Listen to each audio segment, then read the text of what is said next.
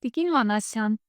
մի մոռացեք, որ դուք ոչ թե Նիկոլ Փաշինյանի և փոքրիկ խմբակի իրավունքների պաշտպանն եք, այլ Հայաստանի Հանրապետության բոլոր քաղաքացիների։ Եվ այսօր Հայաստանում գոյություն ունեն մի շարք հրատապ-հարցեր, որոնք անհանգստացնում են թե կանանց և թե տղամարդկանց։ Զբաղվեք դրանցով։ Օրինակ, երբ պետական բյուջեի հաշվին Փաշինյանի դստերը սպասարկում են $27,000 մեքենա, Հայաստանում երեխաների շրջանում աղքատությունը կազմում է 37%։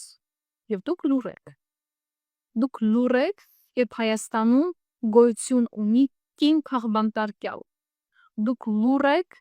երբ ոստիկանները քաշքշում են զոհված զինծառայողների մայրերին։ Դուք լուռ եք, երբ իշխանությունները ատելության քարոզ են հնչեցնում արցախցիների, կանանց, ընդդիմադիր հայացքներ կրողների հանդեպ։ Դուք լուռ եք։ Դուք ասում եք, որ ամենապրոֆեսիոնալ իրավաբաններից եք Հայաստանում։ Գուցե։ Այս դեպքում ես ափսոսում եմ,